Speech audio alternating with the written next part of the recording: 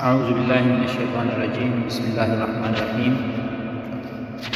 ناظرین، اللہ تعالیٰ نے جسم میں کوئی بھی حصہ ایسا نہیں بنایا جس کی قدر و قیمت نہ ہو، لیکن اللہ تعالیٰ نے انسانی جسم میں جو آنکھ کا درجہ رکھا ہوا ہے، یہ آپ اور میں بخوبی اندازہ لگا سکتے ہیں، کیونکہ اگر انسان آنکھوں کی نعمت سے محروم ہو تو اس کو دنیا کی کسی بھی رنگ اور کسی بھی چیز کا اندازہ نہیں ہو سکتا جو ایک عام انسان کو ہو سکتا ہے۔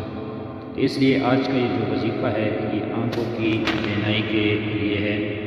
انشاءاللہ یہ وظیفہ کرنے کے بعد آپ کی جو بینائی ہے وہ خراب نہیں ہوگی اور انشاءاللہ العزیز نظر تیز ہو جائے گی۔ تو آئیے سنتے ہیں آج کا وظیفہ اور اس کا طریقہ کار۔ سورۃ قاف کی آیت کریمہ: لقد كنت في غفلة من هذا فكشفنا عنك غطاءك فبصرك اليوم حديد۔